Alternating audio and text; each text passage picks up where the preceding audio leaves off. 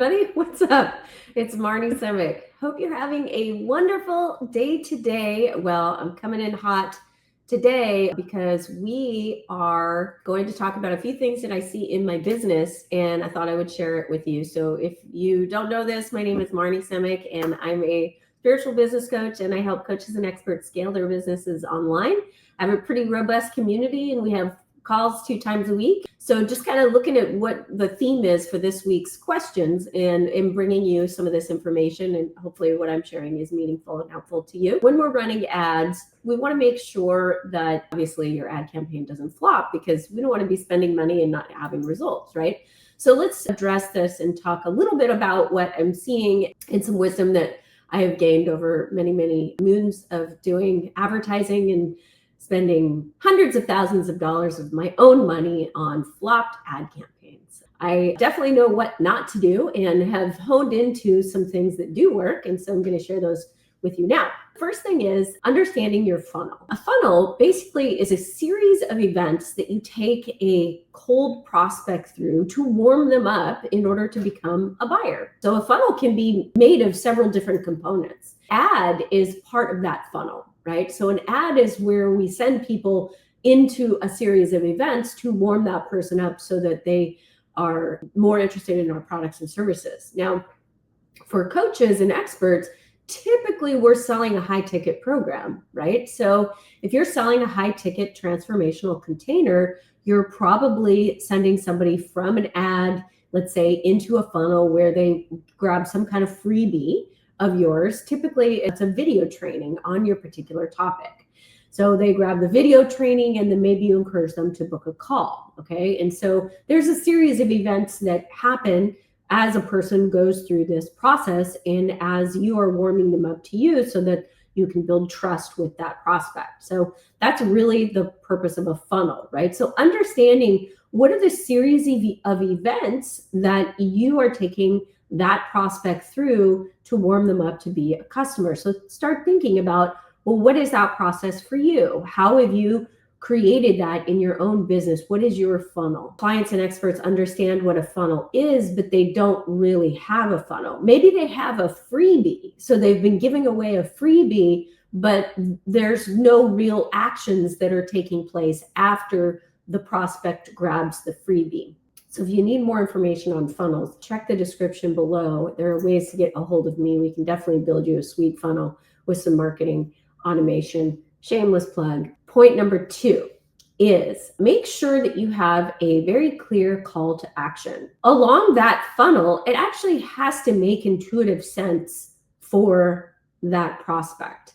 If you're calling out something in like an ad or in a social media post, and then they land on a page, they'll be like, well, why am I here? This doesn't apply to me.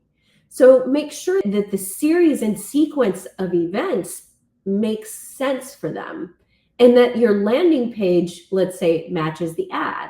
And you want to call out whatever the problem is in the ad, and then they will land on a page where you're calling that out again. And it's typically a problem that they're trying to solve. It's really easy to get this stuff wrong. It's really easy to get wrong. So take some time when you're writing your ads out about, okay, the ad that I'm writing and the page that I'm sending them to, are they the same thing? Like, does it match? And also, does it visually match? So maybe you have like something that may be happening. Maybe you have like an AI version of yourself. Don't do it. But you have an AI version of yourself in the ad, and then they land on a page where you have an actual picture of yourself that's not the like glossy, perfect version of yourself that you put in the ad. And they land on this page where there's like this, you're actually a human. And they're like, okay, there's a disconnect here. And you just lost some trust with that prospect. That's just one example. It could be words. It could be photos. So you want to make sure that their entire experience is seamless all the way down the line. Now, I'm just talking about a very small piece of the funnel, which is an ad to a landing page. But there are many other pieces of the funnel that happen before the ad and that happen after the landing page, and the email correspondence that you're sending to them, right? There's that whole series of events that are happening, and you're not speaking to that consistent problem that they're trying to resolve throughout that process, then they won't take whatever it is the next action is. Okay. So hopefully that makes sense. You want to make sure that prospect's journey is the same. It's that same, it's like a marketing angle. There's many angles that you can take to sell your product, but you have to pick one line. That's called a marketing angle. And then that's the line that you use to attract the customer. Hopefully I'm making sense.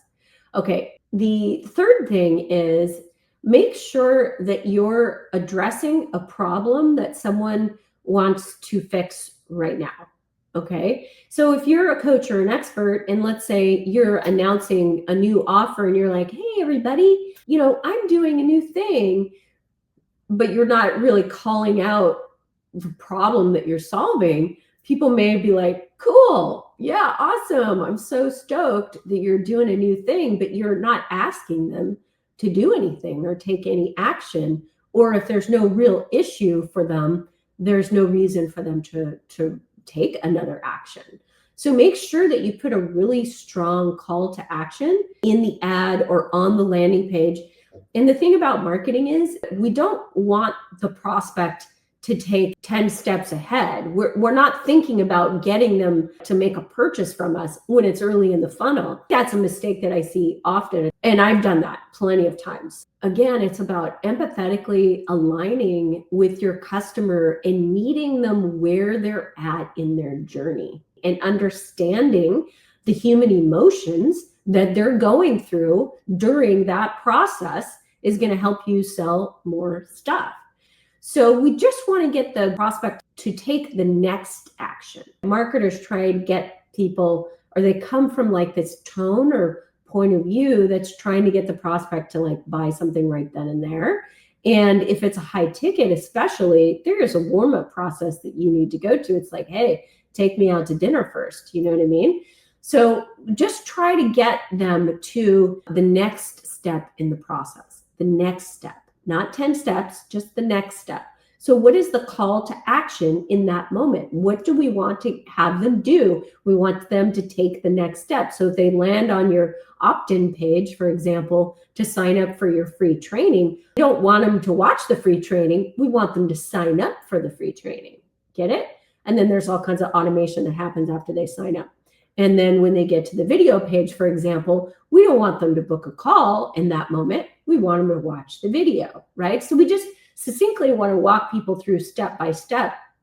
And if you slow down and kind of break it down and really like dig into what is your customer feeling in that moment and take some time to mastermind that prospect's journey and also your customer's journey, it's going to feel a lot better to them. And it's going to feel a lot better to you because it's going to feel really authentic. I hope this has been helpful. I hope you have a magical day today. I'm sending you lots of peace and joy and love and prosperity on your journey. And I'll see you real soon. Bye for now.